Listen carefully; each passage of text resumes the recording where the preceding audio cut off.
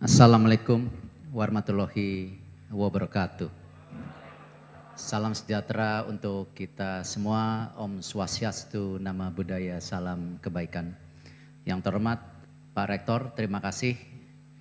Saya sih tidak pernah bosan datang ke Malang. Jadi memang saya jatuh cinta ke Malang itu sejak tahun 2000. Ketika saya aktif di bola basket nasional, di Malang ada klub basket Bima Sakti.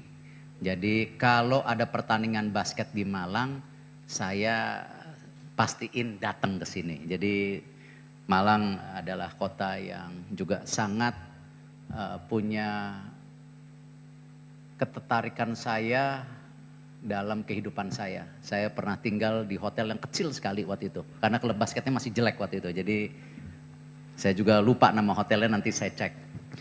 Lalu tentu Pak Wakil Rektor yang para hadir, terima kasih.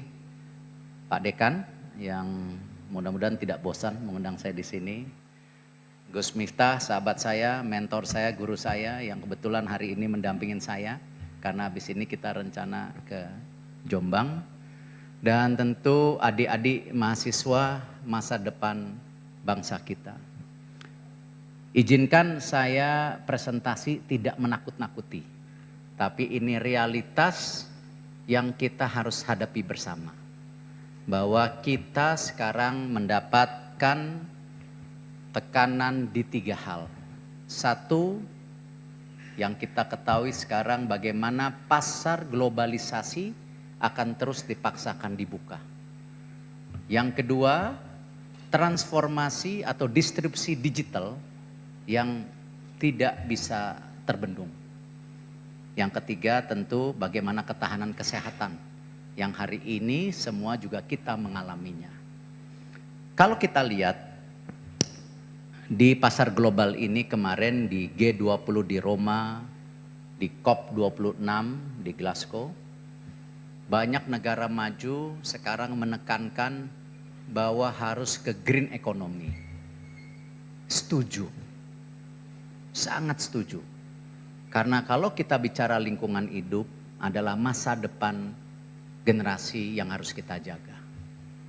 Indonesia punya komitmen yang sama untuk melakukan transformasi itu. Tetapi kalau green economy ini disusupi hanya kepentingan untuk supaya kita tidak jadi negara maju adalah sesuatu yang kita harus tolak. Bapak Presiden tidak mau tanda tangan waktu di G20 mengenai supply chains.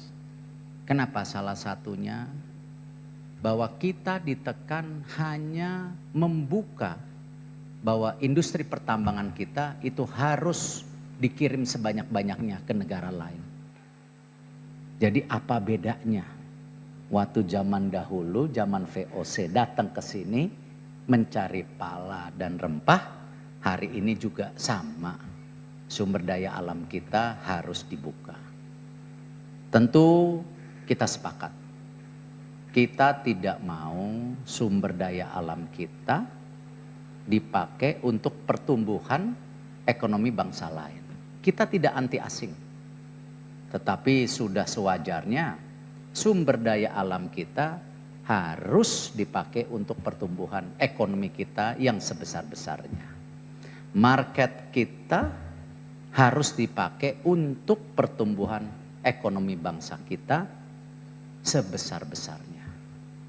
Karena itu saya juga membuat statement. Bapak Presiden juga membuat statement bahwa ini adalah sudah waktunya kita menjadi sentra daripada pertumbuhan ekonomi dunia. Ekonomi dunia menjadi bagian pertumbuhan kita. Bukan dibalik, kita hanya dijadikan sapi perah saja. Yang kedua, kalau kita bicara disrupsi digital, mungkin ada video dulu.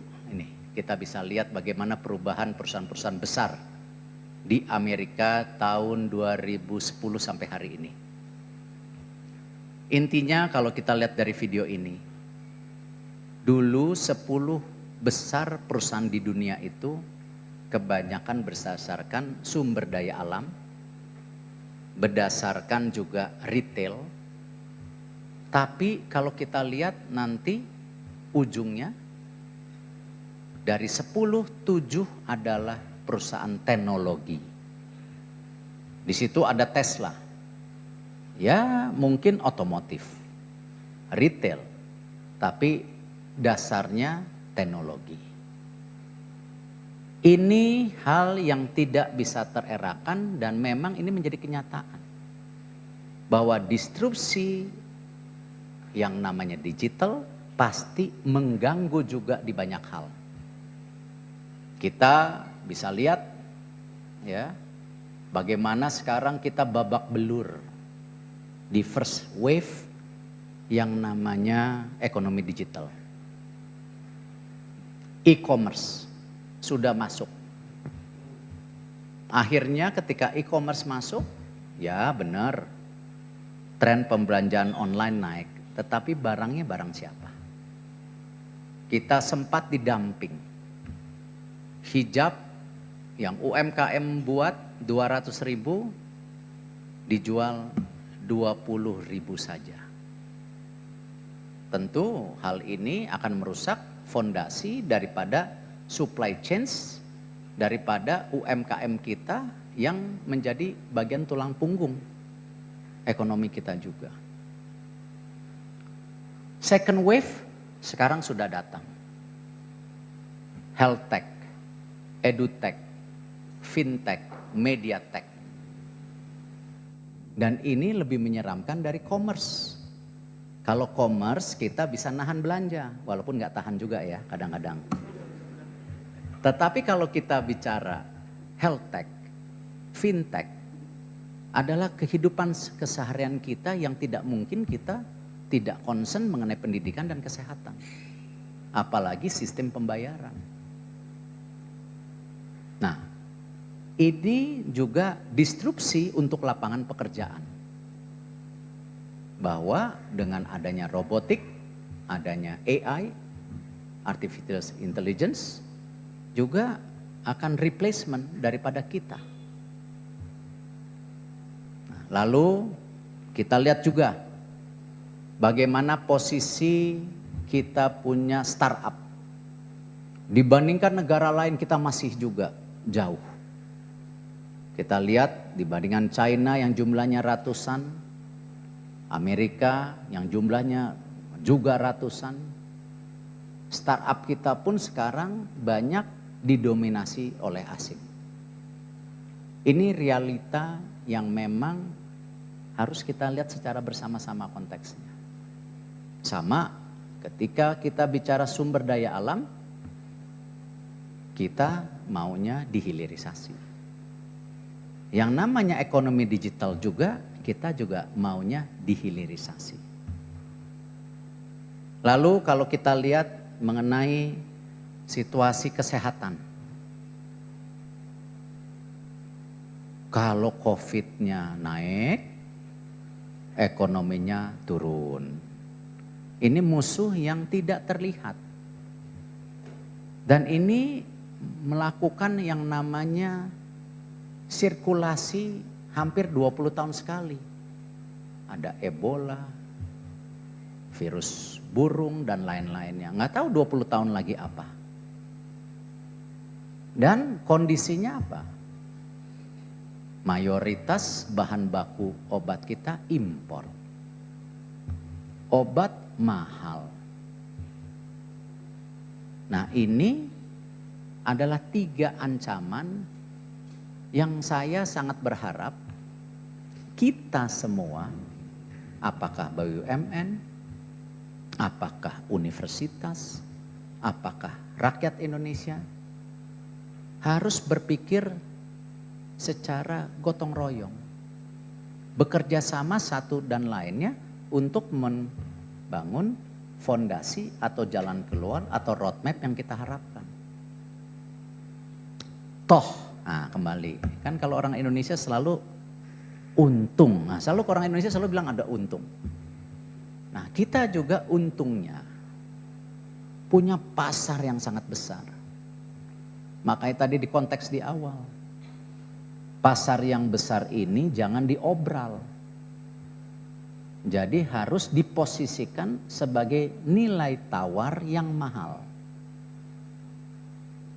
Ekonomi kita ini terbesar di Asia Tenggara. Ini data-datanya ada.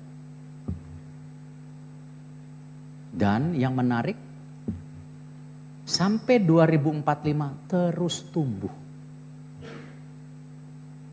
Sampai 2045 terus tumbuh. Makanya tahun depan kita jadi presiden G20, Bapak Insinyur Haji Joko Widodo, Bapak Presiden kita.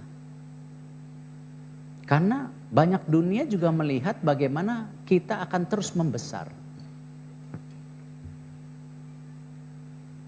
Dan ini kesempatan yang harus kita kawal bersama-sama, baik secara market, baik secara sumber daya alam, tapi yang tidak kalah pentingnya knowledge based economy atau ekonomi yang berdasarkan human capital atau pemikiran kita. Saya tentu bertanggung jawab. Kita bisa lihat sepertiga ekonomi Indonesia itu di bawah tanggung jawab saya. Ketika kita menghadapi COVID, yang menggerakkan ekonomi kita adalah salah satunya government spending, sepertiga lainnya. Karena kenapa? BUMN juga terpukul karena COVID, 90% BUMN terpukul seperti swasta. Yang sepertiga lainnya tentu swasta dan yang kita bisa lihat hari ini. Artinya apa? Saya mempunyai tanggung jawab yang amat sangat berat untuk memastikan sepertiga ekonomi kita ini menjadi kekuatan yang harus juga menjadi penyeimbang pasar. Bahkan kadang-kadang harus mengintervensi pasar. Karena kenapa? BUMN ini unik. Tidak seperti swasta pada umumnya. Karena BUMN ini adalah korporasi, benar, tapi juga merupakan public service obligation juga saat bersamaan. Ketika COVID, kereta api penumpangnya hanya 15%. Harus stop nggak kereta apinya? Kalau swasta yang namanya rugi ya stop. BUMN nggak boleh stop. Ketika ada isu masker waktu itu, masker sekarang semua punya. Waktu itu harga masker bisa 200.000, 300.000. Di awal-awal Maret 2020 waktu itu. Kita intervensi. Kimia Farma menjual masker dengan harga kalau tidak salah waktu itu 25.000 dan dibatasin ya satu orang maksimal beli 3 atau 5 waktu itu saya lupa. Nah itu ada intervensi. Jadi intinya apa? Dengan sepertiga kekuatan ekonomi ini, BUMN harus menyeimbangkan pasar yang tadi sedang terdisrupsi. BUMN kadang-kadang harus mengintervensi, padahal kita korporasi. Sama lucu-lucuan 3 hari terakhir, yang menurut saya sebenarnya bukan lucu-lucuan, ini serius. Sudah jelas yang namanya fasilitas umum, ya di toilet, ada musolanya juga, ya harus bersih, harus terawat. Toh SPBU-nya sudah jualan bensin, toh juga semua beli bensin. Dan kebetulan saya melihat dengan sendirinya, ini merupakan fasum yang memang harus menjadi bagian itu. Seperti tadi yang saya sampaikan intervensi di masker. Tapi ini intervensi di pelayanan publik sama seperti kereta api penumpangnya 15% tidak boleh stop. Harus tetap jalan. Tetapi ada BUMN lain yang sangat harus korporasi. Contohnya Himbara. Mandiri sangat korporasi. Tapi kalau BRI beda. Dia perbankan yang korporasi tapi fokusnya UMKM. Nah inilah yang kenapa kadang-kadang ketika saya mengambil kebijakan di BUMN itu banyak kontroversi juga. Karena ada yang tersakiti. Ada yang juga anti perubahan. Padahal hari ini negara membutuhkan tambahan pemasukan selain pajak.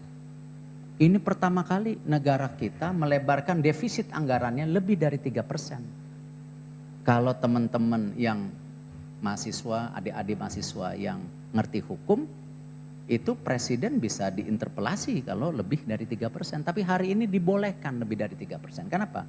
Karena memang keadaan yang extraordinary. Dan tentu akhirnya apa? Negara memerlukan pemasukan tambahan. Ya salah satunya tadi dari setoran BUMN. Jadi kebayang nggak kompleksitasnya?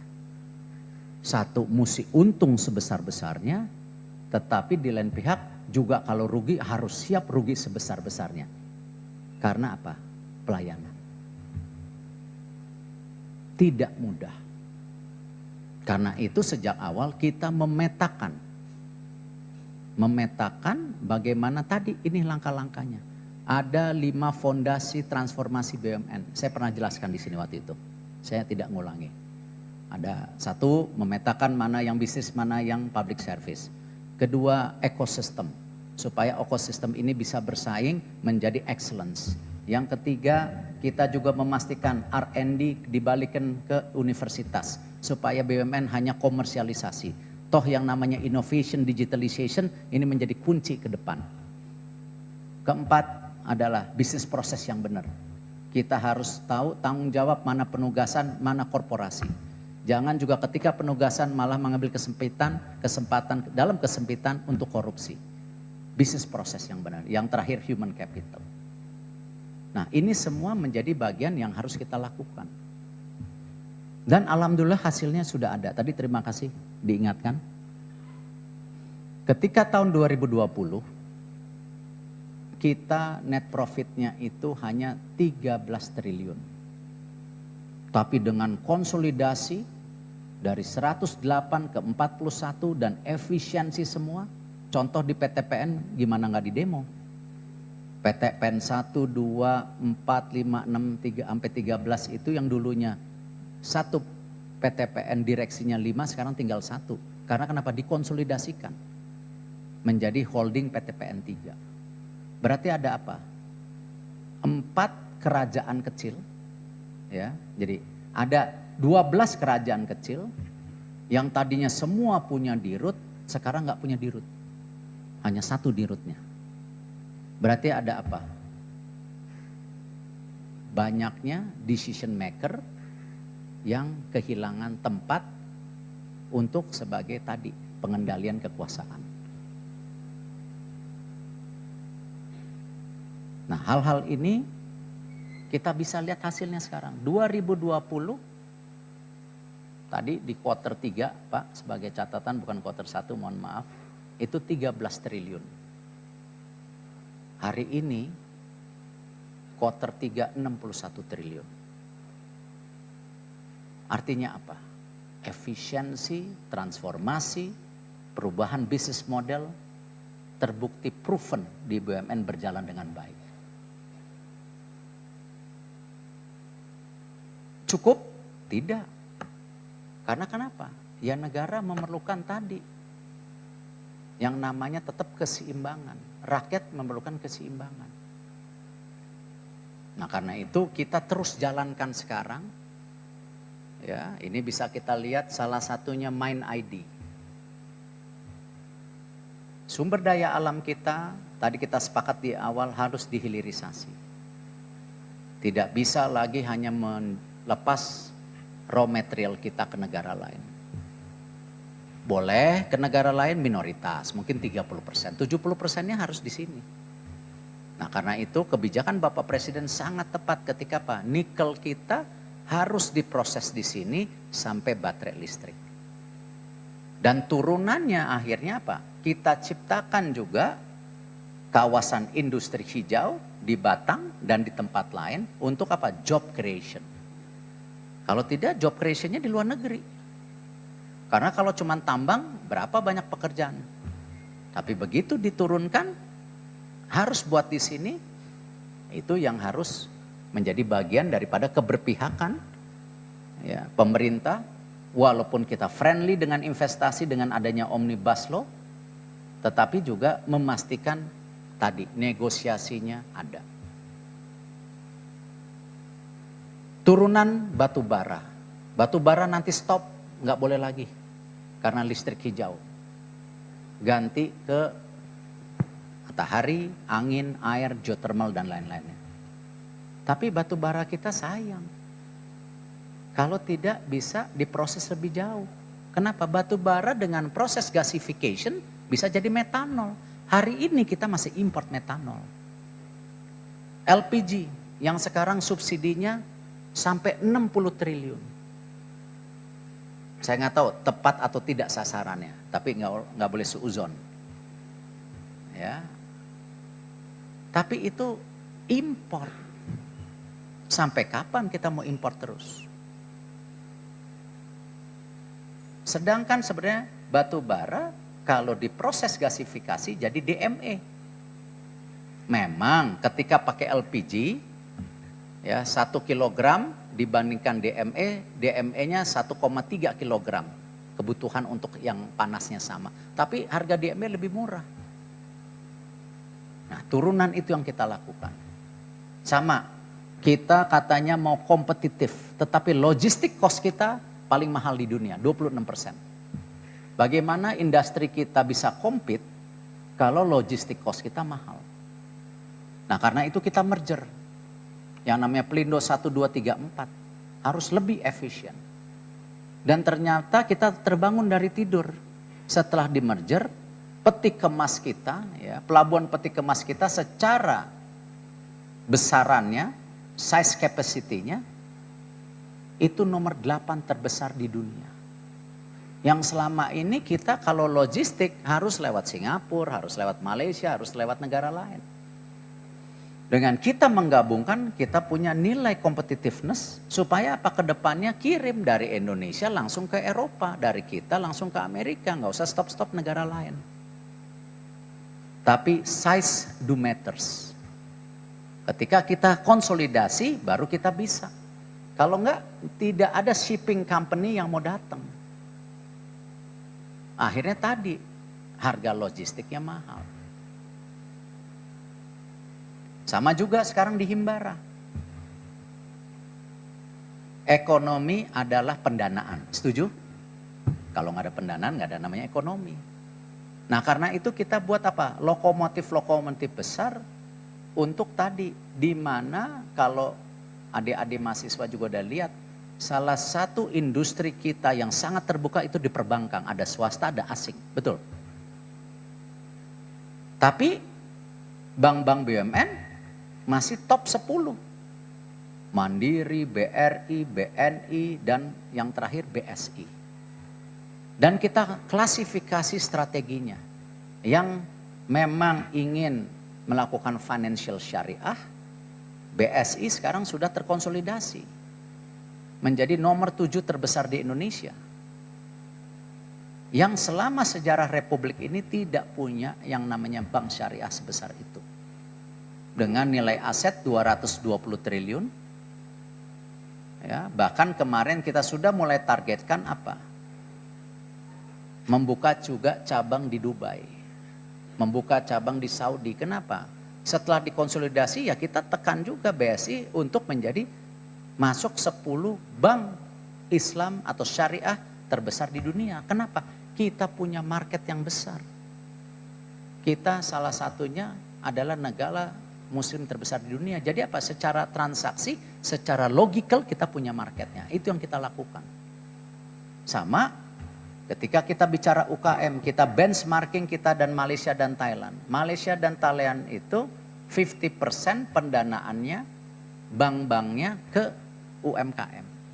Kita hanya 20%. Padahal kita tahu yang namanya UMKM adalah tulang punggung kita. Nah karena itu kita gabungkan sekarang yang namanya BRI, PNM, Penggadaian menjadi satu kesatuan yang besar supaya apa? Ada mapping roadmap dari mikro, dari ultra mikro, small medium enterprise dan dia akan naik perusahaan menengah. Sudah kelihatan datanya, karena kenapa? Datanya dikonsolidasikan dari desa sampai kota kelihatan. Dan terbukti market percaya. Ketika kita konsolidasikan kita tidak perlu PMN, tidak perlu suntikan negara. Kita buktikan bahwa kemarin BRI bisa right issue 96 triliun adalah right issue terbesar selama sejarah di Asia Tenggara, terbesar nomor 2 di Asia, nomor 7 di dunia. Karena apa? Kita punya market. Dan impact-nya luar biasa. Mekar sekarang jumlahnya 10,8 juta. Ini kayak Grameen Bank. Grameen Bank cuma 9,1, kita udah 10,8 juta. Kita dorong nanti menjadi 20 juta. 1,5 tahun terakhir ketika ada COVID, ibu-ibu Mekar yang pinjaman 1 sampai 4 juta tanpa anggunan, dan tingkat kemacetannya hanya 0,13%, kecil sekali. Bisa membuka lapangan kerja 5,2 juta saat COVID. Datanya dari mana Pak Menteri? 5,2 juta nasabah baru Mekar itu rata-rata mempekerjakan 1,3 sampai 1,5 orang. Kita anggap 1. Jadi 5,2 juta pembukaan lapangan kerja dilakukan oleh ibu-ibu ultramikro di desa-desa. Tepuk tangan buat ibu-ibu. Inilah apa? Lokomotif besar yang harus tadi. Bahwa ketika ada market yang terdisrupsi karena globalisasi, kita punya hak tawar, apa? Market kita besar, kita punya sumber daya alam, kita bisa hilirisasikan. Itu salah satunya kita harus kembali. Bahwa harus memposisikan Indonesia yang tepat. Bukan sekedar narik investasi, jual diri. Barangnya hilang, job creation-nya nggak dibuat, ya, pengusahanya asing semua. Tapi apakah kita anti asing? Tidak. Selama apa? Kerjasamanya win-win, saling untung. Tapi jangan kita yang buntung, mereka yang untung. Posisi BUMN juga untuk digitalisasi. Bahwa ini ada Pak Dirut Telkom, nah, kebetulan juga nih bonus buat adik-adik mahasiswa, kebetulan nemenin saya. Bahwa sejak awal saya bikin statement cukup keras di Telkom. Ya Pak Dirut, mohon maaf. Bahwa Telkom tidak boleh terjebak di sunset lagi industrinya. Kenapa? Yang namanya industri telco itu, yang namanya voice, namanya tadi SMS semua sudah nol. Gitu. Nah, karena itu ketika saya kritik, Pak Dirut dan jajarannya sepakat sama saya merubah bisnis model yang namanya Telkom akan ke B2B. Telkom akan fokus ke tower, fokus akan ke infrastruktur fiber optik, data center, cloud, dan 5G. Lalu gimana saudaranya Telkomsel? Akan fokus ke B2C. Seperti tadi saya jabarkan BRI untuk UMKM, BSI Syariah, Mandiri untuk korporasi besar. Jadi kalau korporasi besar masuk ke BRI, salah. Ya. Telkomsel B2C. Karena kenapa? Tadi yang saya gambarkan first wave, second wave. Siapa yang main mobile game online? Ayo angkat. Nah, anak saya juga main soalnya. Gamenya asing semua. Terus kita disuruh bayar. Betul? Terus mau bikin tim disuruh bayar. Bikin liga disuruh bayar. Hah? Masa game aja asing? Siapa yang senang drakor? Ayo angkat tangan. Nah, jangan malu-malu lah. Nah, anak saya juga senang drakor. BTS apalagi, ya kan? It's okay. Tapi sayang, kita punya yang namanya market, apalagi sekarang generasi muda kita ke depan makin banyak populasinya. Dan itu yang saya tekankan, generasi muda kita nggak boleh hanya konsumtif tapi produktif. Dan ini kesempatan kita menjadi pop culture country. Tapi pop culture country bisa hidup kalau generasi mudanya juga komit untuk membeli produknya. Harus ada keberpihakan. Kami di Telkomsel menyediakan itu sekarang. Telkomsel kita positioning sebagai enabler, agregator untuk konten lokal, game lokal, kreator lokal. Untuk fintech, health tech, edutech. Bahkan insya Allah pertengahan Desember Bapak Presiden akan meluncurkan Merah Putih Fund yang didukung oleh Telkomsel untuk mendanai startup Indonesia. Tetapi, nah jangan dibohongin, foundernya orang Indonesia, operasional perusahaannya di Indonesia dan harus go public di Indonesia. Habis itu go public di luar negeri boleh, tapi harus go publicnya di Indonesia duluan. Karena kenapa? Kalau tidak, sekarang banyak perusahaan-perusahaan startup kita juga udah pindah ke Singapura. Di funding. Ya nggak salah.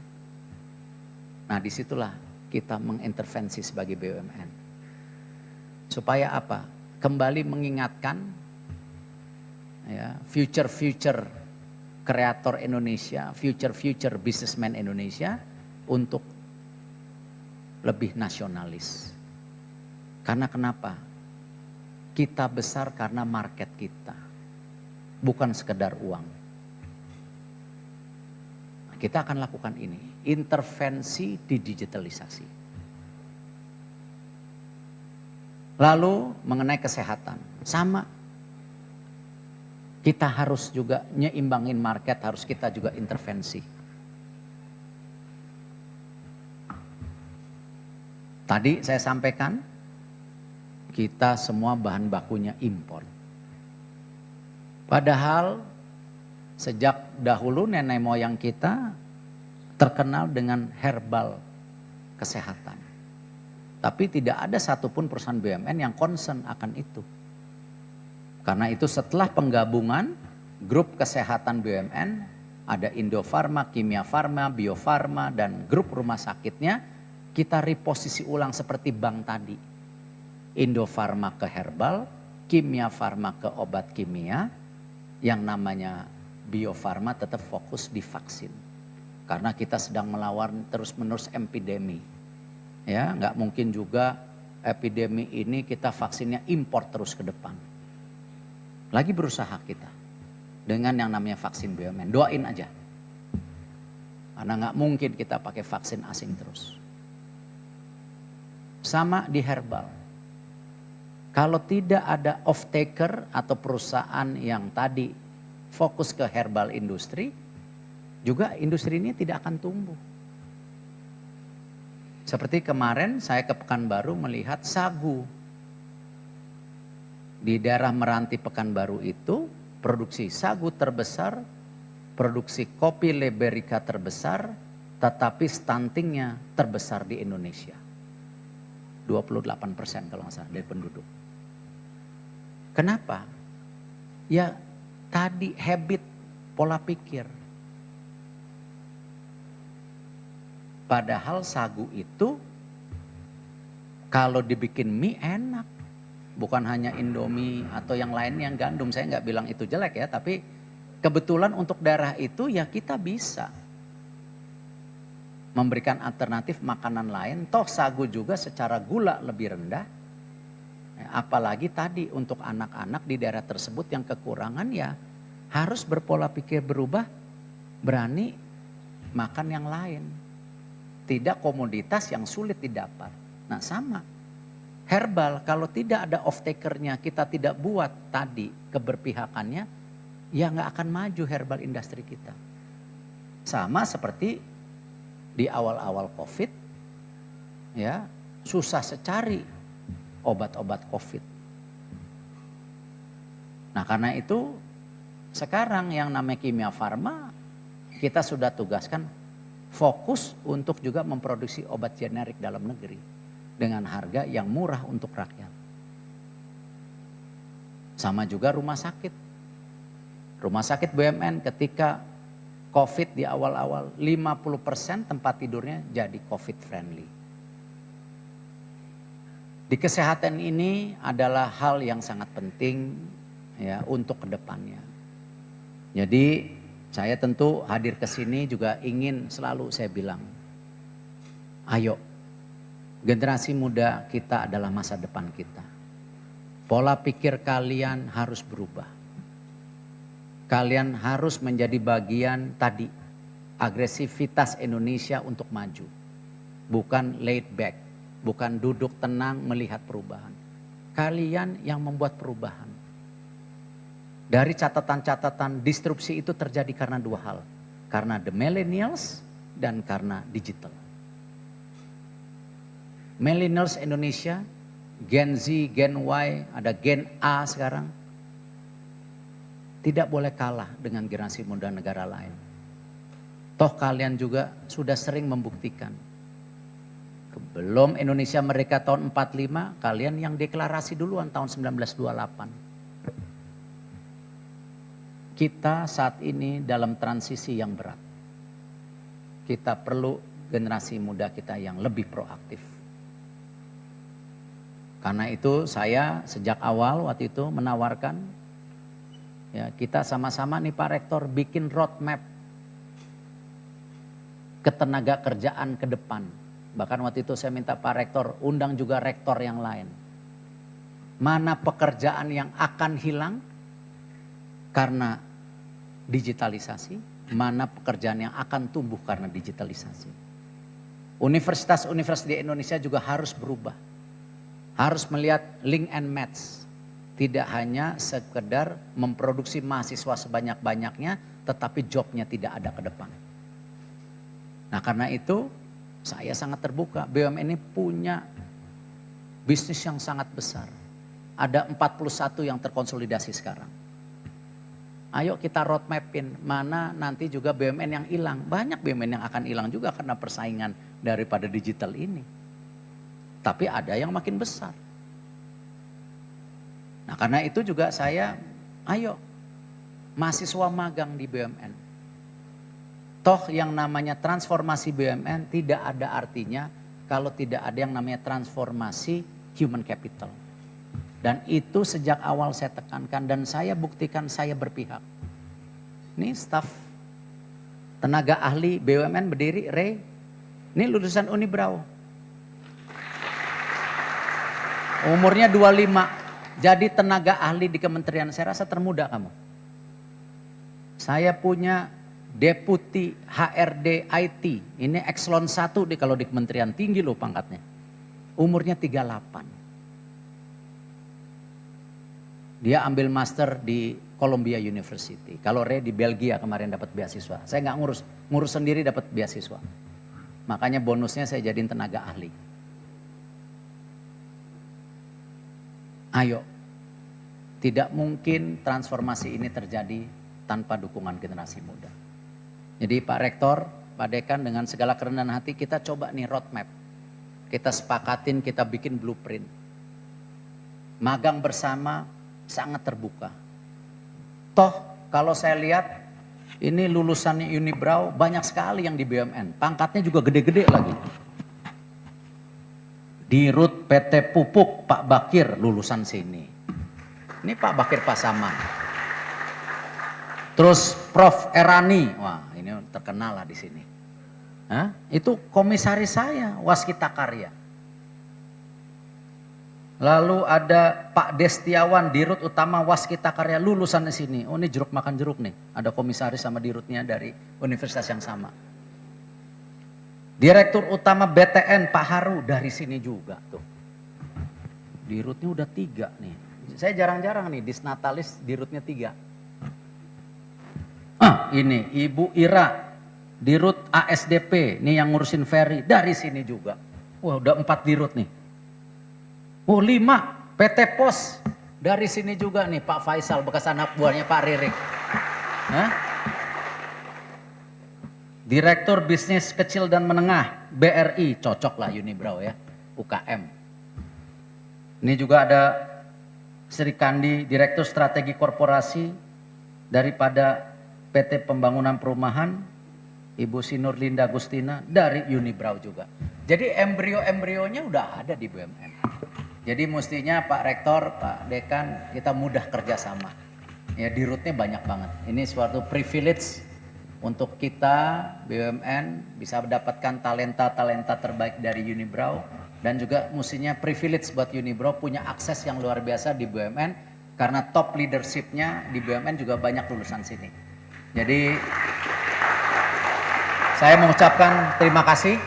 Ya, sangat senang hadir di sini dan mudah-mudahan kolaborasi kita terus menjadi bagian penting dalam pembangunan Indonesia yang maju. Dan ini bukan eranya kita berwacana apa keunggulan Indonesia, itu udah lewat.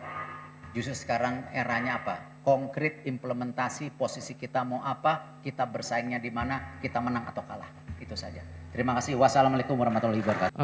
Seperti yang kita ketahui, kita harus menjadi mahasiswa yang proaktif untuk menyongsong generasi 2045. Bagaimana cara atau langkah nyata yang akan dilakukan pemerintah agar mahasiswa dapat berpartisipasi dan berperan aktif dalam ketiga substansi yang telah Bapak Erick Thohir tadi jelaskan, Pak? Terima kasih. Baik. Ya, saya tentu harus bicara sesuai dengan topoksi saya di BUMN.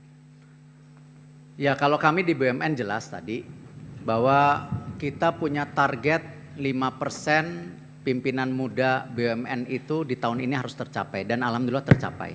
Jadi kita sudah mengangkat pimpinan muda di bawah 42 tahun sebagai pimpinan-pimpinan di BUMN. Di BRI ada Ibu Vivian sebagai Direktur Keuangan umurnya 42. Di BRI ada Pak Mas Arga itu umurnya 40 sebagai Direktur Jaringan. Ada juga kita talent dari diaspora, itu Saleh Ayubi, dulu di United Healthcare Amerika, kita tarik ke Indonesia, sekarang ada di Bio Farma, umurnya 38 sudah jadi direktur juga. Lalu dari swasta kita tarik yang namanya Fajrin Bukalapak untuk ke Telkom, jadi anak buahnya Pak Ririk, umurnya 36, kita tarik Indonesia Best Talent. Jadi ya generasi muda Indonesia harus diberi kesempatan dan tentu harus punya pimpinan harus punya keberpihakan. Tetapi tentu kesempatan itu bisa tercapai kalau punya kompetensi. Ya, kita tidak mungkin asal menarik top leadership tetapi juga bukan the best talent. Jadi kita lakukan itu. Jadi kita punya komitmen, kita punya juga forum-forum human capital. Nanti kalau mau tanya nih ada Ray, kita selalu bikin training-training untuk generasi muda kita ke depan. Baik, Yuk, silakan untuk yang kedua, ya. boleh berdiri. Yuk. Kenalkan nama, dari mana dan pertanyaan singkat. Baik, selamat siang Bapak. Perkenalkan nama saya Jansania Octavia dari Fakultas Pertanian Universitas Brawijaya. Izin bertanya Bapak, jadi sebelumnya saya pernah magang di PTPN 12 Kebun Bangelan. Di sana kami melihat ada banyak kaum lagarde ya Pak, jadi usia yang cukup tua, jadi mengalami kesulitan untuk menghadapi digitalisasi. Apa rencana BUMN untuk membantu kaum-kaum ini agar tidak tertinggal nantinya Bapak? Terima kasih. Ini pertanyaannya sulit sekali. Ya, memang transformasi digital di BUMN sudah tidak terelakkan. Kita coba juga mentraining generasi yang sudah berjuang sama BUMN, senior, ya. Kita tetap jaga, karena memang BUMN ya sebagai juga tempat pembukaan lapangan kerja. Tetapi ya era digitalisasi sesuatu yang sudah tidak bisa dibendung. Nah, karena itu saya menekankan ke seluruh direksi BUMN bahwa kembali transisi digital ini yang mengerti para direksi muda. Saya pun kadang-kadang mesti belajar sama anak saya Mas Aga, Mas Arfa mengenai digitalisasi. Jadi saya sudah bilang kepada pimpinan senior yang ada di perusahaan BUMN, kita sebagai manusia diberikan Allah keterbatasan. Kita diberikan pikiran, ya wawasan yang luar biasa, tapi umur terbatas. Jadi tidak mau tidak mau ya harus ada tadi. Ada perubahan daripada SDM yang terjadi di BUMN sendiri. Riset terakhir 70% pegawai BUMN itu sangat muda, di bawah 35. Ya, jadi 1,5 tahun, 2 tahun terakhir kita sangat agresif untuk rekrutmen. Tetapi tentu yang para senior kita jaga sampai masa waktunya untuk pensiun. Ya, kita tidak melepas, apalagi pada kondisi COVID seperti ini, banyak pelepasan tenaga kerja, BUMN tidak melepas tenaga kerja. Tetapi kalau ada BUMN yang sudah tidak operasi dari tahun 2008, ya BUMN-nya tetap harus ditutup. Karena itu realita, tidak mungkin juga terjadi pemborosan kalau memang BUMN-nya sendiri sudah tidak komplit dan sudah tidak dioperasi dari tahun 2008. Nah, karena itu kita sekarang terus menutup BUMN-BUMN yang tidak efisien. Ya, kita sudah tutup 70 BUMN ya, dan kita akan terus lakukan, tapi tidak mengurangi tenaga kerja. Kita konsolidasikan pegawainya. Ya, di industri perbankan sekarang dengan adanya bank digital, ya, di satu daerah tadinya ada 3 kantor cabang dijadikan 1. Tetapi kita tidak ada layoff, tapi kita tambahkan job desk-nya. Yang tadinya tinggal di kantor, dia harus keluar sebagai sales untuk mengejar tadi pertumbuhan nasabah seperti Mekar yang tadinya 10,8 sekarang targetnya 20 juta. Mekar banyak di Jawa dan di Sumatera, di Kalimantan, di Papua belum maksimal, ya kita buka PNM di daerah-daerah yang belum banyak tadi ibu-ibu mekarnya. Kita coba recycling daripada tim yang ada gitu. Terima kasih. Terakhir. Baik, silakan yang ketiga. Baik, terima kasih atas kesempatannya. Saya Wisam dari Fakultas Ekonomi Bisnis Universitas Brawijaya. Ingin bertanya bagaimana antisipasi BUMN dalam menghadapi potensi gelombang pandemi berikutnya terkait munculnya varian COVID baru. Berikut juga agar kedepannya pandemi berikutnya ini tidak menimbulkan potensi pilot sebagaimana isu yang kemarin terkait Garuda Indonesia. Dan yang kedua, bagaimana strategi BUMN di era digitalisasi ini mampu menjadi wadah pelindung bagi UMKM, tetapi di sisi lain dia tidak menjadi pesaing daripada UMKM itu sendiri. Terima kasih. Ya, saya rasa konteks BUMN melayani saat COVID, saya tidak bisa terlalu detail, sudah terlalu banyak yang kita lakukan. Tapi salah satunya kalau ada hubungan digital kan Peduli Lindungi yang kita pakai sekarang itu sudah diluncurkan oleh BUMN dari Juni 2020, silakan cek. Tapi baru sekarang kita semua mau melakukan. Jadi itulah konteksnya bahwa rakyat, masyarakat, pemerintah pusat, pemerintah daerah dalam menghadapi situasi kesehatan seperti ini harus bersama-sama. Nggak bisa masing-masing punya pikiran sendiri. Dan terbukti ketika kita awal-awalnya dicemoohkan oleh bangsa-bangsa lain di dunia bahwa Indonesia tidak siap, hari ini dengan gotong royong kita terbukti. Kita adalah negara yang terbaik dalam menangani COVID. Di Asia Tenggara tidak ada yang level 1, semua level 2 sampai 4. Kita satu-satunya di Asia Tenggara. Artinya apa? Kita bisa. Dan tentu digitalisasi juga untuk UMKM jelas kita lakukan. Kita sudah launching yang namanya Padi UMKM sejak setahun yang lalu, di mana Padi UMKM itu pengadaan BUMN di bawah 400 juta itu harus UMKM sekarang. Tidak boleh lagi antara BUMN.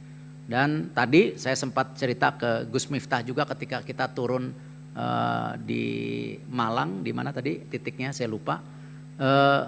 Itu Padi UMKM itu sudah 10.100 UMKM yang ikutan, 120.000 transaksi dan 12,4 triliun. Tadi yang kita temu tidak ada setting agenda, ya ada yang produksi kecap tadi merek apa Gus Jawa atau apa ya.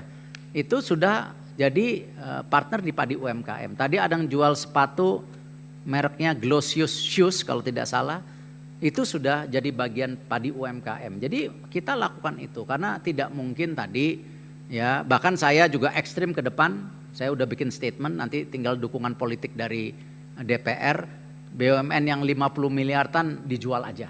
Ya, kita BUMN yang gede-gede aja. Ya, yang menjadi kapal-kapal induk untuk perang lawan tadi perusahaan-perusahaan asing.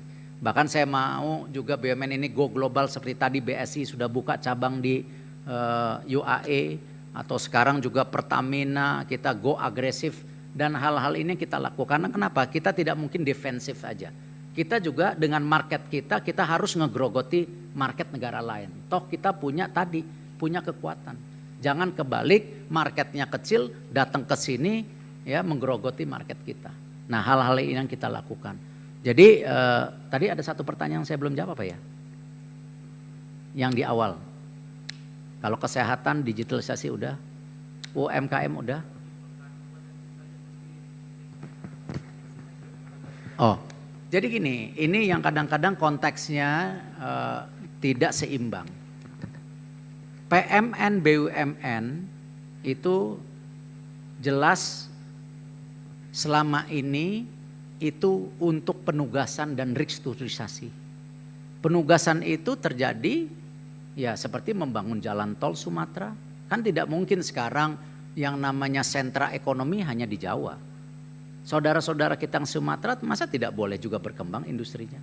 Nah, tetapi memang kalau jalan tol di Jawa visible, ya, tetapi jalan tol di Sumatera atau di daerah lain belum visible. Nah, itulah terjadinya penugasan. Jadi terjadilah PMN karena penugasan.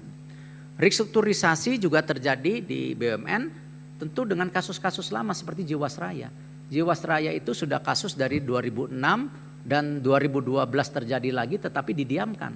Tetapi hari ini kita perbaiki Jiwasraya. Jadi PMN 75% itu dari penugasan. Sisanya itu dari restrukturisasi.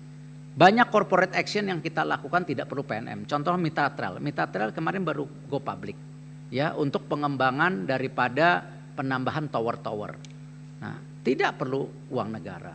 Tadi saya sampaikan BRI ketika kita jadikan lokomotif daripada UMKM. Kita right issue tidak perlu uang negara, 96 triliun. Kita juga akan terus tadi membuka BUMN lebih profesional dengan transparan, itu menjadi bagian tadi korporasi yang terbuka. Jadi itu saja, Garuda case-nya simple, bisnis modelnya salah sejak lama, bahwa kita punya domestic market yang cukup kuat, tetapi kita tergoda untuk pergi keluar terus, karena enak kalau keluar dilayani. Gitu. Akhirnya apa? Sama, pembelian pesawat pun dikorupsi.